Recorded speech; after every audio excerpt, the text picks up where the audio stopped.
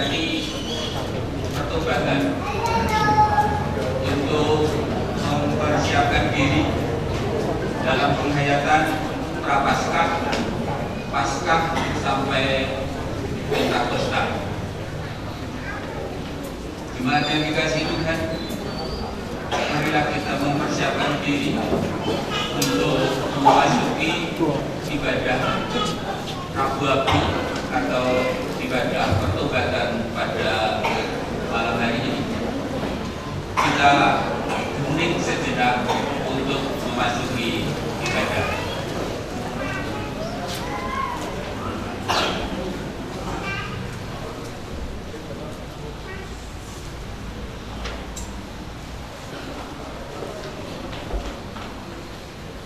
Kami bukan manusia istimewa. Kami berdosa seperti yang lain. Namun kami ingin hidup secara lain dalam tobat berkesinambungan. Dengarlah suara ilahi yang lembut memanggilmu, yang mengajakmu dalam suatu pemenuhan hidup yang melampaui apa yang bisa kau bayangkan. Tinggalkan jalanmu yang telah kau kenal, tempuhlah jalan baru meski nampak sukar. Demi Dia yang memeluk seluruh dunia dan dosa, demi Dia yang rela memeluk dosa dan derita, demi Dia yang senantiasa menantimu.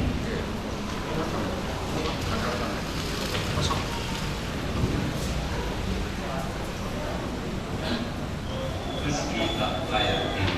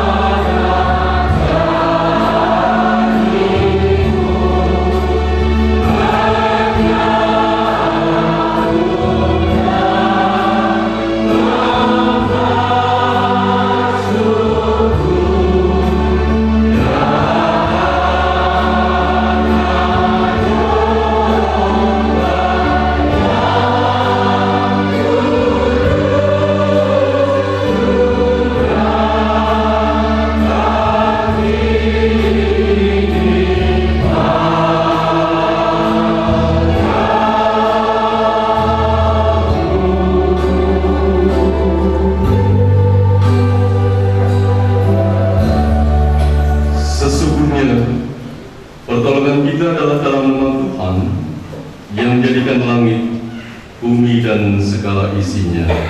Amin.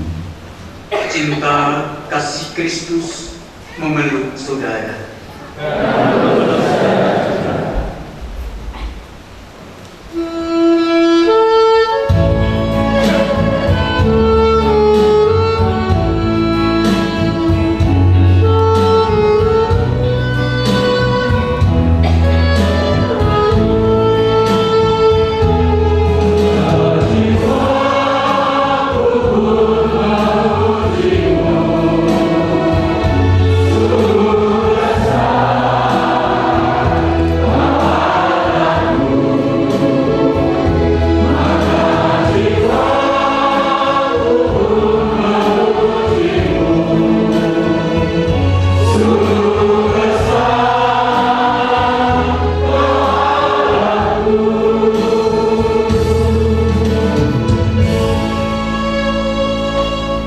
Silakan duduk.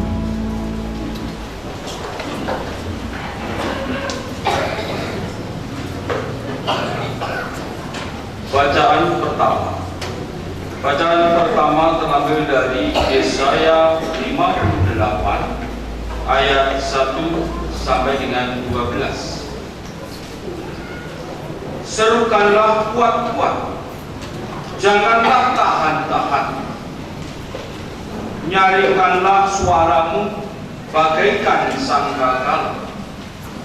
Beritahukanlah kepada umatku pelanggaran mereka, dan kepada kaum keturunan Yakub dosa mereka.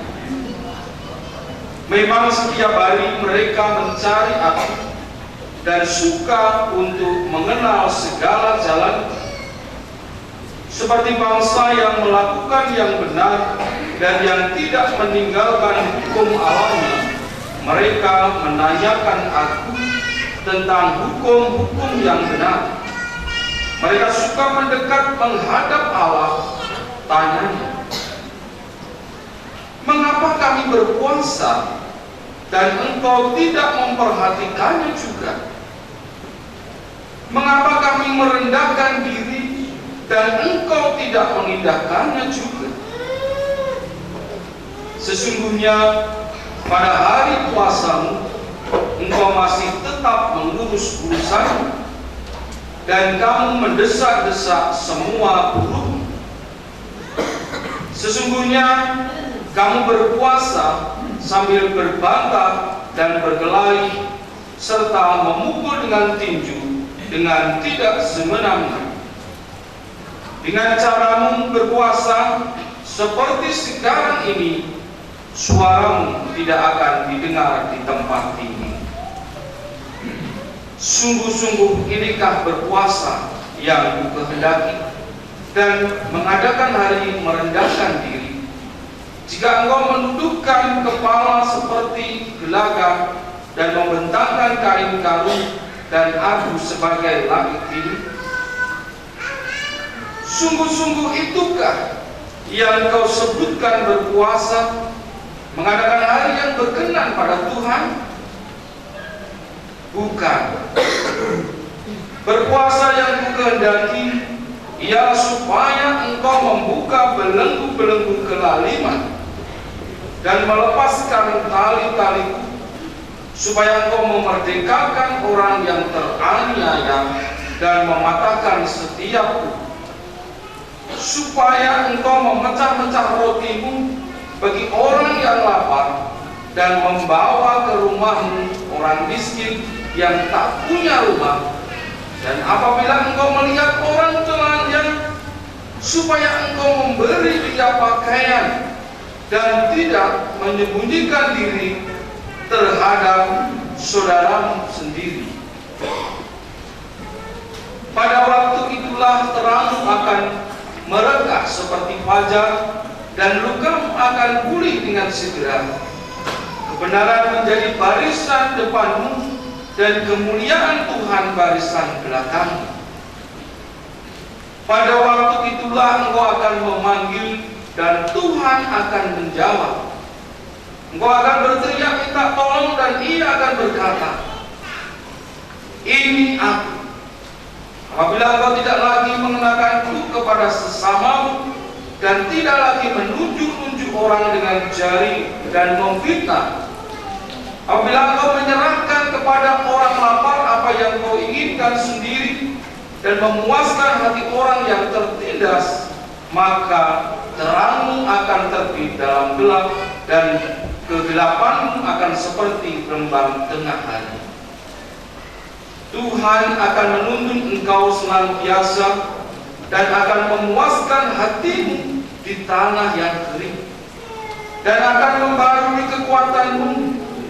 Engkau akan seperti taman yang diairi dengan baik, dan seperti mata air yang tidak pernah mengecewakan. Engkau akan membangun reruntuhan yang sudah berabad-abad, dan akan memperbaiki dasar yang diletakkan oleh banyak keturunan. Engkau akan disebutkan yang memperbaiki tembok yang tembus, yang membetulkan jalan supaya tempat itu dapat dihuni. Demikianlah sabda Tuhan.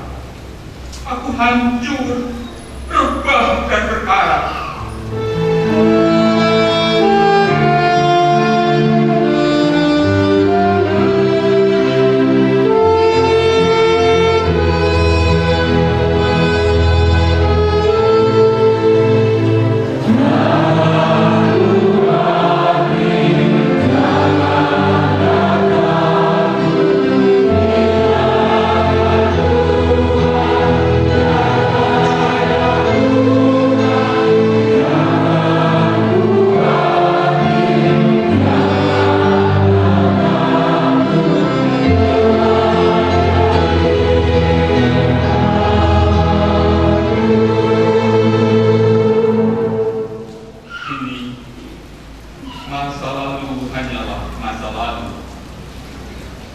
Debu yang menyelingkuhiku telah kau singkap. Tulang-tulangku yang lesu telah kembali bergairah. Jiwaku bermadah diam.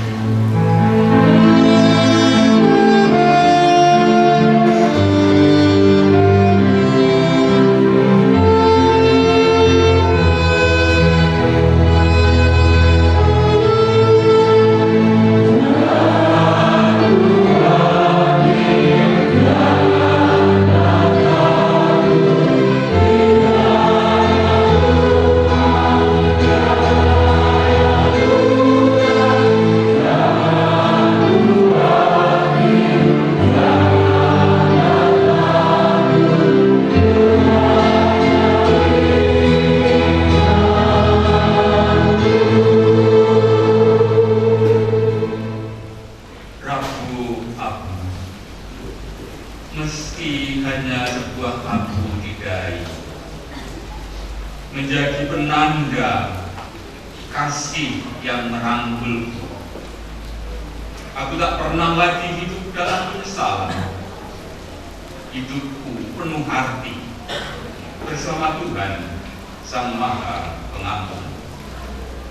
Mari kita berdoa. Keajaiban yang terjadi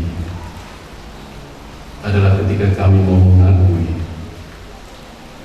diri kami yang sesungguhnya di hadapan-Mu.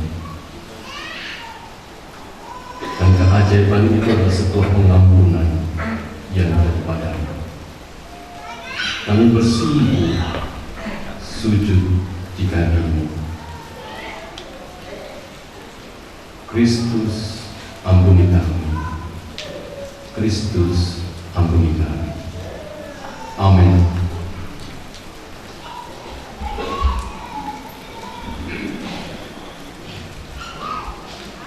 Mazmur tanggapan diambil dari Mazmur 51 ayat 3 sampai dengan 17. Kasihanilah aku, ya Allah, menurut kasih setiamu. Hapuskanlah pelanggaranku menurut rahmat-Mu yang besar. Bersihkanlah aku seluruhnya dari kesalahanmu, dan tahirkanlah aku dari dosa. Sebab aku sendiri sadar akan pelanggaranku. Aku senantiasa bergumul dengan dosa. Terhadap Engkau sajalah aku telah berdosa dan melakukan apa yang Kau anggap jahat. Supaya ternyata Engkau adil dalam putusan-Mu, bersih dalam penghukuman-Mu. Sesungguhnya dalam kesalahan aku beranakan, dalam dosa aku dikandung ibu. Sesungguhnya Engkau berkenan akan kebenaran dalam batin, dan dengan diam-diam Engkau memberitahukan hikmat kepadaku. Bersihkanlah aku daripada dosaku dengan hisop, maka aku menjadi tahir. Basuhlah aku, maka aku menjadi lebih putih dari salju. Biarlah aku mendengar kegirangan dan sukacita. Biarlah tulang yang Kau remukkan bersorak-sorak kembali. Sembunyikanlah wajah-Mu terhadap dosaku yang. Hapuskanlah segala kesalahan. Jadikanlah aku tahir, ya Allah, dan perbaharulah batinku dengan roh yang betul. Janganlah membuang aku dari hadapan-Mu, dan janganlah mengambil roh-Mu yang kudus daripadaku. Bangkitkanlah kembali padaku kegirangan karena keselamatan yang daripadamu, dan lengkapilah aku dengan roh-Mu yang rela. Maka aku akan mengajarkan jalan-Mu kepada orang-orang yang melakukan pelanggaran, supaya orang-orang berdosa berbalik kepadamu. Lepaskanlah aku dari hutan darah, ya Allah, Allah keselamatan.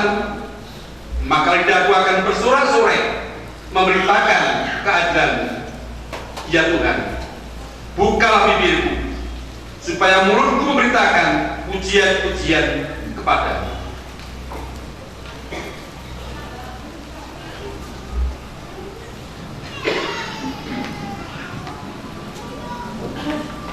Bacaan Alkitab yang kedua diambil dari 2 Korintus 5 ayat 20b sampai dengan 6 ayat yang ke-10. Dalam nama Kristus kami meminta padamu, berilah dirimu didamaikan dengan Allah. Dia yang tidak mengenal dosa telah dibuatnya menjadi dosa karena kita, supaya dalam Dia kita dibenarkan oleh Allah. Sebagai teman-teman sekerja, kami menasihatkan kamu supaya kamu jangan membuat menjadi sia-sia kasih karunia Allah yang telah kamu terima. Sebab Allah berfirman, pada waktu aku berkenan, aku akan mendengarkan engkau, dan pada hari aku menyelamatkan, aku akan menolong engkau. Sesungguhnya waktu ini adalah waktu perkenanan itu. Sesungguhnya hari ini adalah hari penyelamatan itu. Dalam hal apapun kami tidak memberi sebab orang tersandung, supaya pelayanan kami jangan sampai dicela. Sebaliknya dalam segala hal kami menunjukkan bahwa kami adalah pelayan Allah, yaitu dalam menahan dengan penuh kesabaran, dalam penderitaan, kesesakan, dan kesukaran, dalam menanggung derah, dalam penjara dan kerusuhan, dalam berjerih payah, dalam berjaga-jaga dan berpuasa, dalam kemurnian hati, pengetahuan, kesabaran, dan kemurahan hati, dalam Roh Kudus dan kasih yang tidak munafik, dalam pemberitaan kebenaran dan kekuasaan Allah, dengan menggunakan senjata-senjata keadilan untuk menyerang ataupun untuk membela, ketika dihormati dan ketika dihina, ketika diumpat atau ketika dipuji, ketika dianggap sebagai penipu, namun dipercayai, sebagai orang yang tidak dikenal, namun terkenal, sebagai orang yang nyaris mati dan sungguh kami hidup, sebagai orang yang dihajar, namun tidak mati, sebagai orang berduka cita, namun senantiasa bersuka cita, sebagai orang miskin, namun memperkaya banyak orang, sebagai orang tak bermilik, sekalipun kami memiliki segala sesuatu. Demikianlah sabda Tuhan.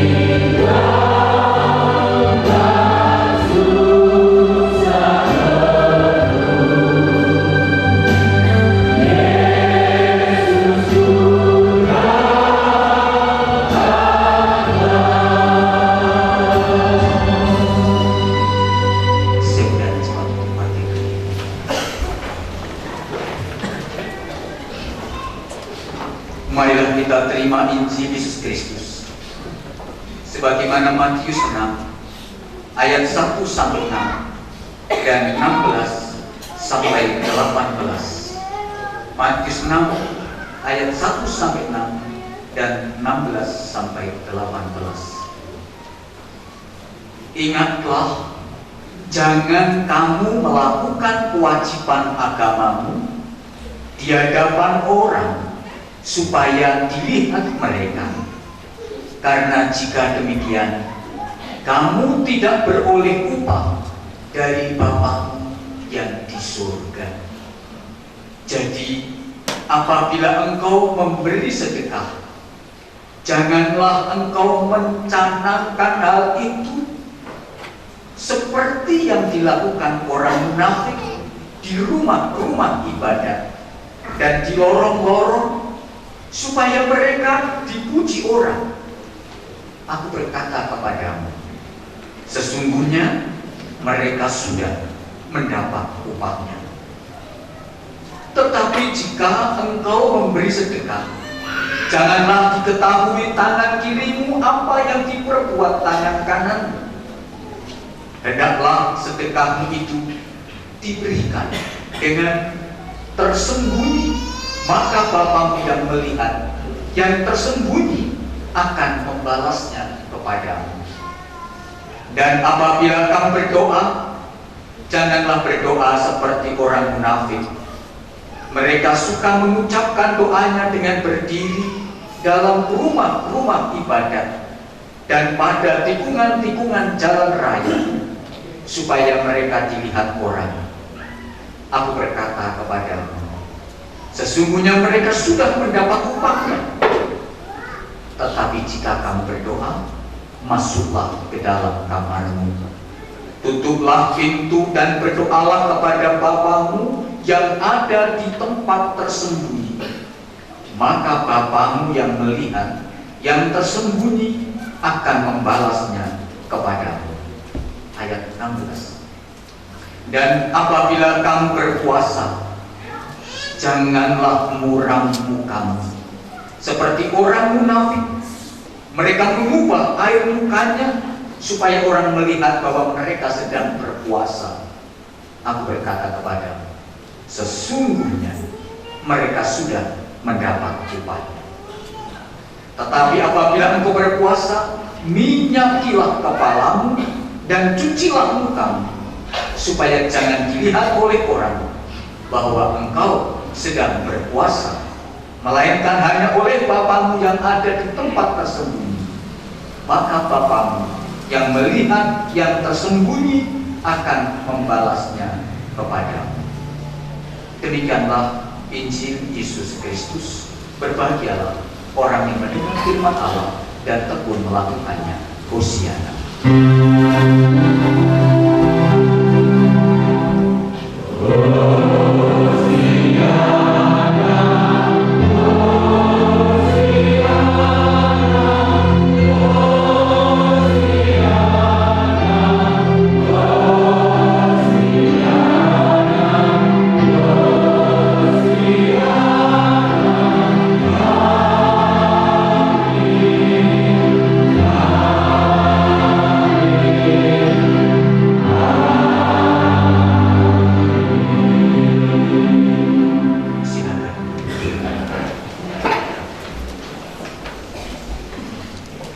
Bapak dan Ibu, saya minta untuk melihat sebuah gambar, sebuah lukisan. Ini karya Van Gogh di tahun 1889.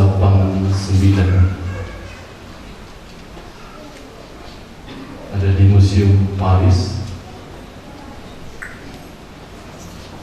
Dengan judul dalam bahasa Indonesia, karena saya tidak bisa berbahasa Perancis, Potret Diri. Terjemahan dari judul dari lukisan itu. Ini berharga lebih dari 1 M, lukisan karya Van Gogh. Entah siapa yang menjadi gambaran ketika Van Gogh melukis ini sama ketika Leonardo da Vinci melukis Mona Lisa, maka dilakukan pencarian siapa yang menjadi model dalam diri Mona Lisa.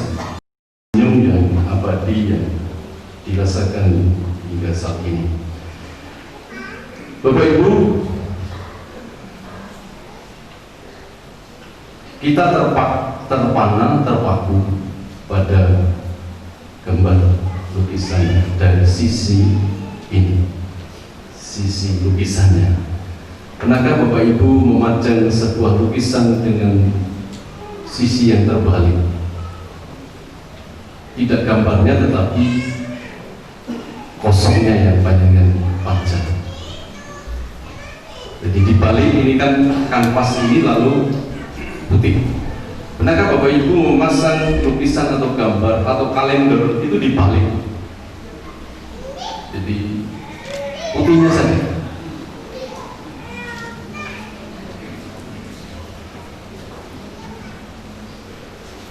Seringkali kita berusaha untuk tampil menawan supaya terlihat sangat baik, terlihat sangat sempurna di hadapan banyak orang, di hadapan pasangan kita, di hadapan orang kita. Kita melakukan itu supaya kita dipuji. Sama seperti kita ketika melihat lukisan, maka banyak orang memujinya.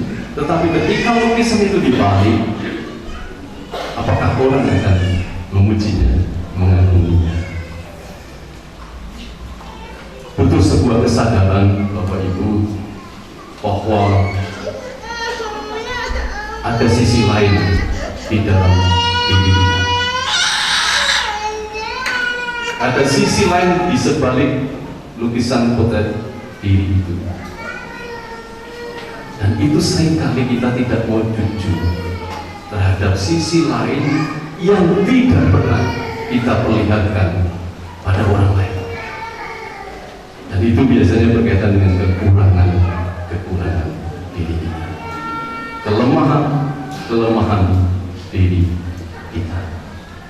Ini sisi yang sering kita berusaha sedemikian rupa kita tutupi supaya orang lain tidak melihat bahwa di dalam diri kita ada sisi kelemahan, ada sisi kekurangan.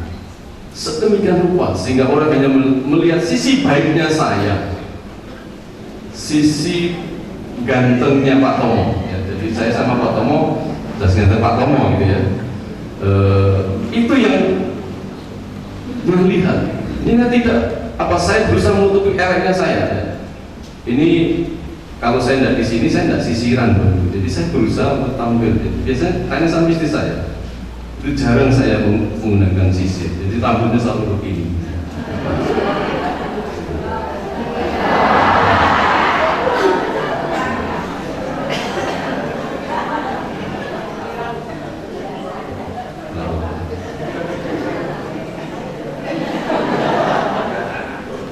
Nah,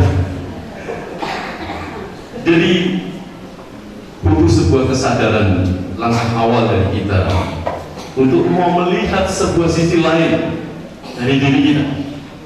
Entah itu sakit penyakit yang kita derita, kita butuh kesadaran mengakui itu. Entah itu kelemahan, kekurangan yang ada dalam diri kita butuh itu sebelum atau bersamaan dengan kita melihat bukan hanya kekurangan orang lain. Ini terhadap orang lain biasanya kualitas ya. Terhadap orang lain yang kita lihat adalah sisi sebaliknya, lebih pada sisi buruknya ketimbang sisi indahnya. Itu. Jadi bisa kita lakukan bersamaan atau kita bisa lakukan satu persatu. Belajar untuk mengakui, melihat sisi yang lain. Sama seperti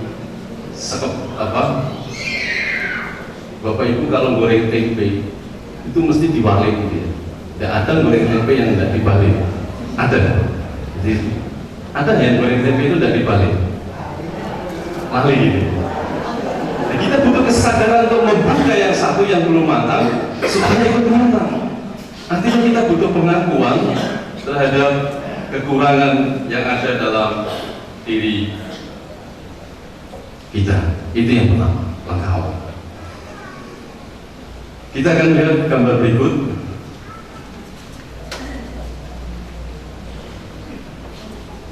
Konsep dari filosofi yin dan yang.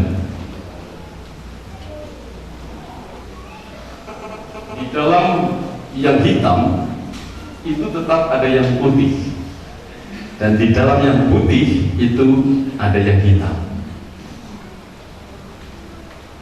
Jing itu biasanya pada wanita, pasif, moon di bawah naungan bulan, lebih induktif, dingin, dan lembut. Yang Bapak Ibu bisa lihat itu. Langkah yang kedua adalah Bapak Ibu,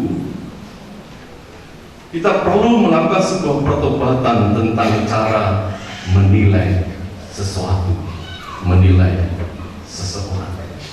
Bukan lagi dengan konsep salah dan benar, baik atau buruk, tetapi itu adalah sebuah realita. Belum tentu yang hitam itu buruk, dan belum tentu yang putih itu baik. Itu realita. Jadi seringkali dalam pikiran kita sudah ada pemahaman di dalam mainstream kita, cara berpikir kita, bahwa yang hitam itu selalu buruk.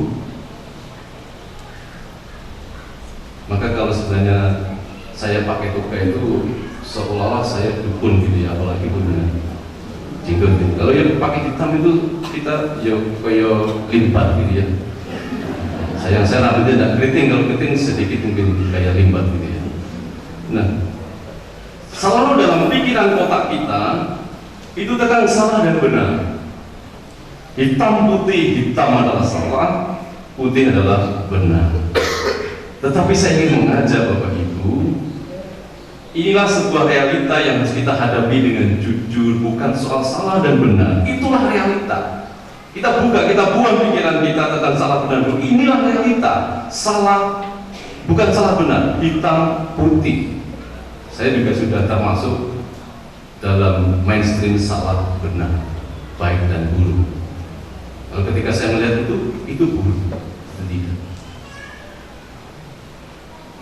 Jadi melakukan pertobatan secara terus-menerus tentang cara berpikir kita, terutama dengan cara menilai kita. Karena dunia terus berubah, dunia terus Jadi ketika Bapak Pendeta Sutomo menggunakan tablet, saya masih menggunakan ini gitu ya. Ini sebuah sudut pandang, ini pendeta desa dan itu pendeta kota. Ini bukan soal salah dan benar, tetapi inilah realita yang saya harus terima, bahwa saya pendeta desa yang belum kuat beri tablet, sehingga saya harus mensyukurinya. Dan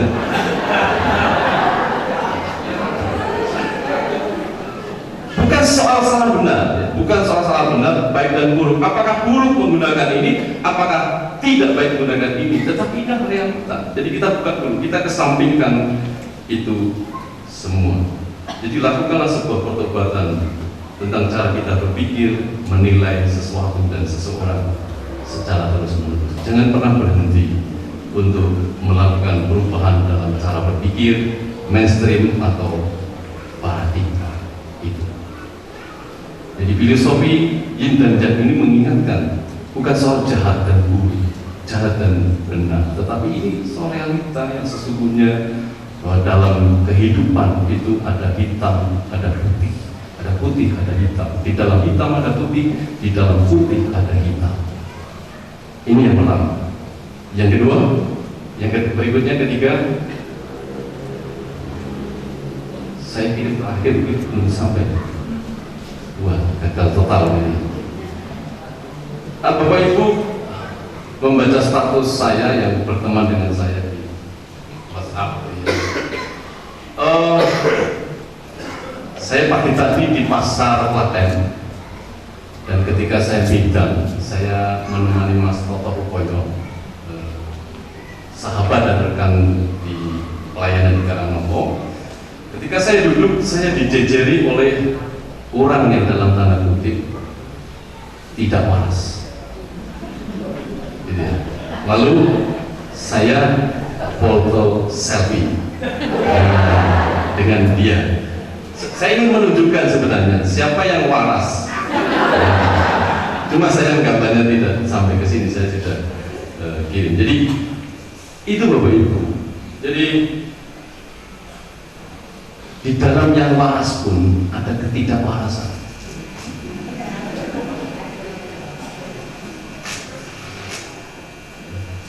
Contohnya adalah kalau Bapak Ibu nanti, para ibu-ibu yang renang nanti akan hamil setelah melahirkan.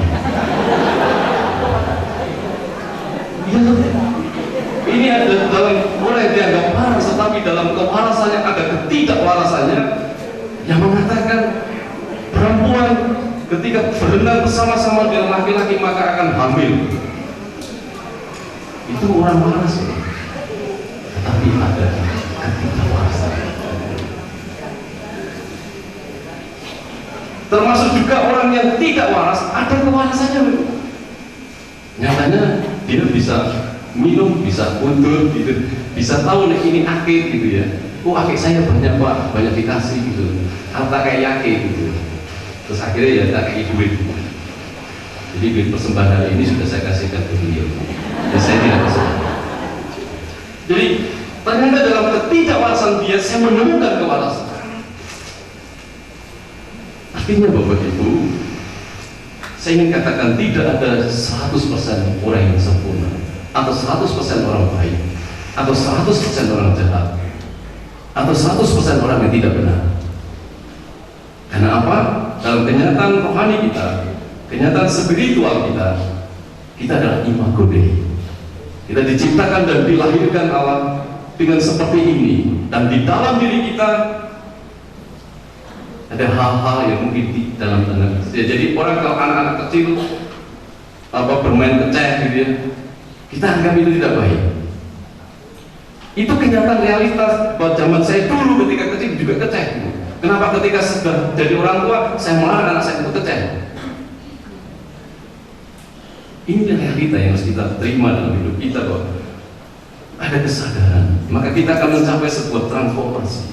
Tidak ada orang yang dalam selama dia masih hidup, dan penilaian itu hanya kita lakukan setelah kita tidak ada atau meninggal dunia. Kita bisa memberikan penilaian pada seseorang, pada sesuatu ketika itu sudah tidak ada, maka penilaian itu akan final menurut kita.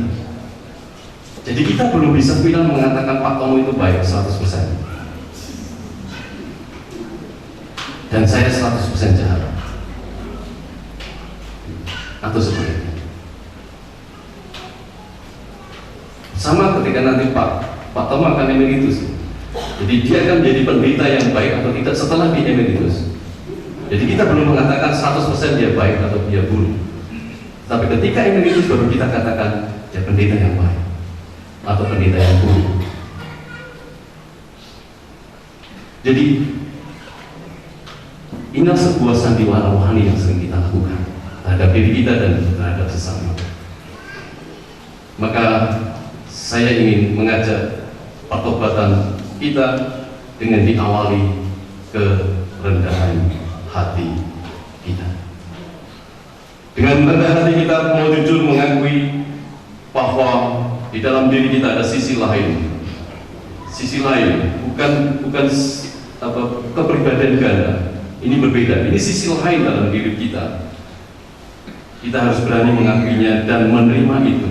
Bahkan ketika itu harus tampil, harus ditunjukkan dan orang lain melihat tentang sisi kelemahan kita, maka kita harus dengan terbuka, dengan rela menerima itu. Yang kedua, jangan mudah memberikan penilaian tentang sesuatu, tentang seseorang, tentang baik dan benar, karena di dalam hitam pun ada putih dan di dalam putih pun ada yang hitam. Mari kita melakukan transformasi pastoral kita dengan terus memperbaharui diri, melakukan pertobatan secara terus-menerus dengan diawali sikap rendah hati. Tuhan memberkati kita. Amin.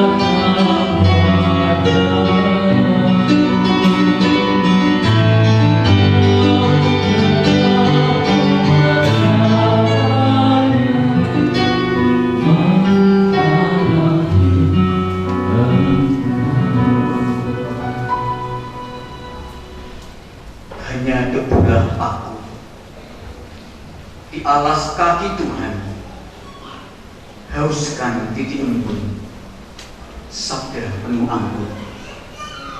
Tak sanggup aku tengadah menatap cahayamu, namun tetap ku percaya Maha Rahim Engkau. Ampun seribu ampun, hapuskan dosa-dosaku. Segunung sesal ini kuhunjuk padamu. Hanya debu aku, itulah yang telah terkumandang. Saudara-saudari, hari ini adalah ibadah pertobatan atas kita sekalian. Kita yang bersekutu akan menerima olisan apu yang melambangkan kesungguhan kita bertobat. Di dalam kasih karunia Tuhan Allah Bapa yang mengasihi kita, mari kita dengan tidak ragu-ragu menyatakan pertobatan kita, yaitu berbalik arah dari yang salah menuju yang benar, dari yang berpusat pada diri sendiri menjadi berpusat pada Sang Kristus, sumber kasih anugerah. Dalam Alkitab, abu menjadi simbol kelemahan atau kematian. Abu juga sebagai simbol kesedihan yang mendalam, sebagai simbol tanda kesedihan dan pertobatan. Abu sebagai simbol penyesalan. Ingatlah saudara-saudari, kita ini hanya abu, dan nanti kita akan kembali menjadi abu. Bertobatlah dan percayalah kepada Injil.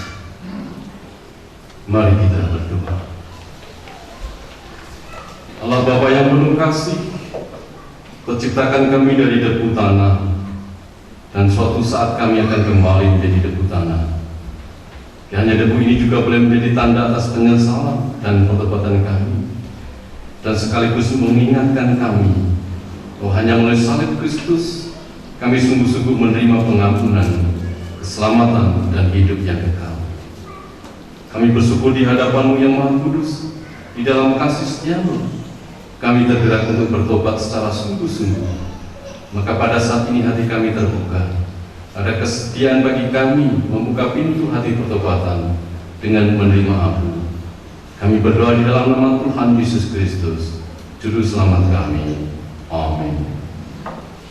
Saudara-saudari yang berkasih, bagi saudara-saudari yang berkehendak untuk menyatakan pertobatannya dengan simbol penoraian abu, nanti diberikan kesempatan untuk maju. Namun bagi Bapak Ibu yang ingin menyatakan pertobatan dalam simbol dan bentuk yang lain, dipersilakan. Akan diawali oleh pendeta, majelis, organisasi, paduan suara, dan lain juga.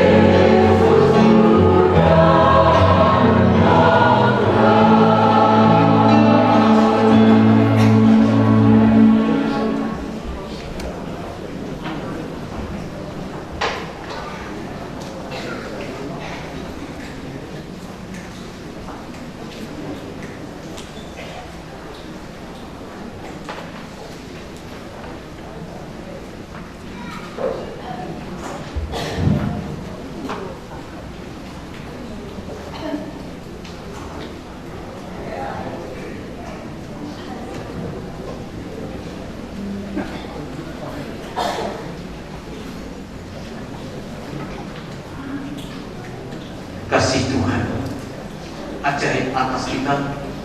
Semoga kita sungguh menginsafi akan salah dan dosa, hidup dalam kebenaran, ajaib benar.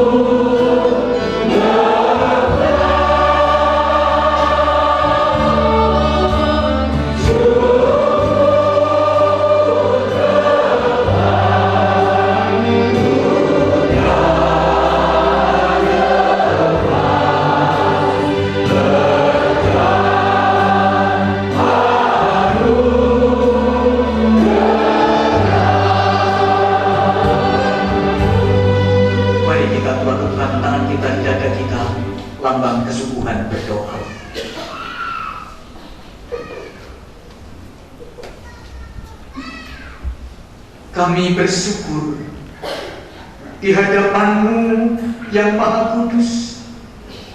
Di dalam kasih setia-Mu, kami telah menerima oleh Sang Am sebagai tanda pertobatan kami.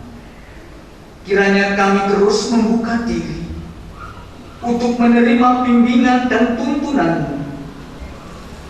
Ajarkanlah kami untuk terus menyadari bahwa sesungguhnya manusia itu abu dan akan kembali menjadi abu. Kami berdoa di dalam nama Tuhan Yesus Kristus, Juru Selamat kami. Amin. Silakan duduk.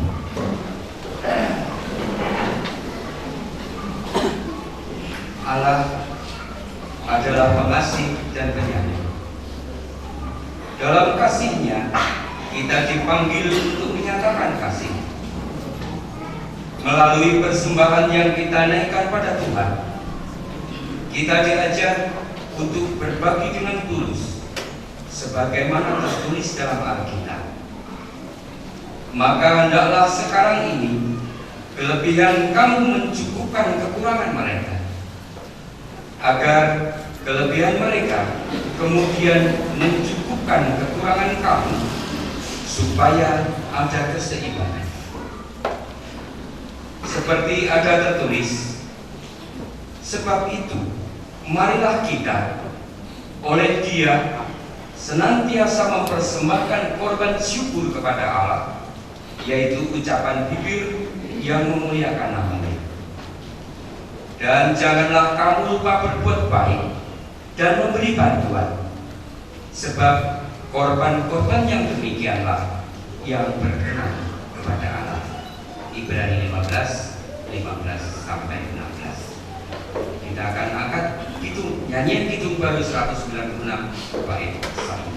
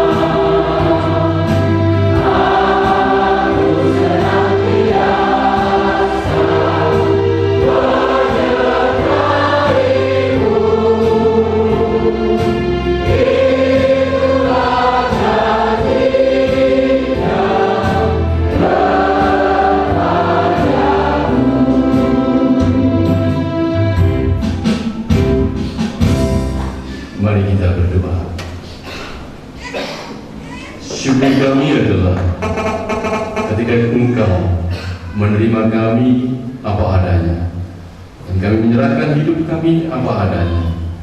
Demikian kami nyatakan sebagai salah satu dalam persembahan ini. Dan yang Engkau sucikan, Engkau terima menjadi bagian dari karya Tuhan di dalam Kikat Jinggu dan Binangun.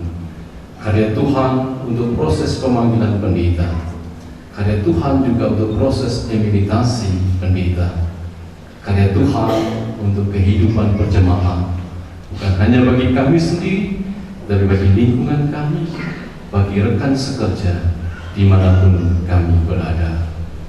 Syukur yang tidak ternilai adalah ketika Engkau juga bersama-sama kami dalam masa pertobatan, masa merenungkan, masa merefleksi, sampai pada kami memaknai kebangkitan. Syukur juga adalah ketika kami merasa tidak sendirian dalam hidup kami, ketika dalam beban berat, ketika dalam sakit penyakit, ketika bersama-sama melampaui menikmati kebahagiaan, menikmati sukacita. Terima kasih Tuhan, kiranya pertobatan ini menjadi simbol yang terpatri di dalam hati kami, menjadi kekuatan baru kami untuk menatap hari esok lebih baik. Di dalam Kristus Engkau mengajar kami doa Bapa kami.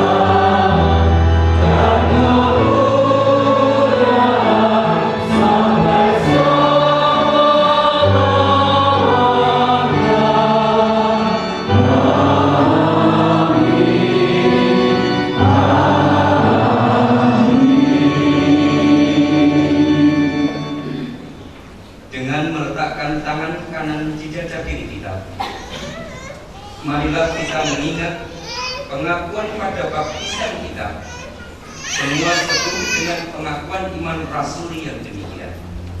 Aku percaya kepada langit dan bumi, dan kepada Yesus Kristus yang adalah Tuhan kita, yang dikandung daripada Roh Kudus, lahir dari anak Maria, yang menderita di bawah pemerintahan Pontius Pilatus, disalibkan, mati dan dikuburkan, turun ke dalam kerajaan maut. Pada hari yang ketiga, bangkit pula dari antara orang mati, naik surga, duduk di sebelah kanan Allah Bapa yang Maha Kuasa, dan akan datang dari sana untuk menyamai orang yang hidup dan yang mati. Aku percaya kepada Roh Kudus, gereja yang kudus dan am, persekutuan Maha Kudus, pengampunan dosa, kebangkitan batin dan hidup yang kekal.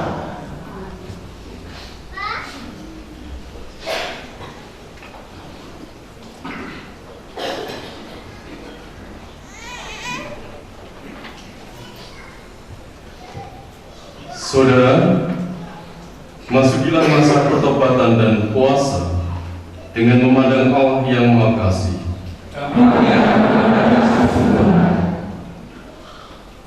Lakukanlah ibadahmu dengan hati tulus sambil memuliakan Allah.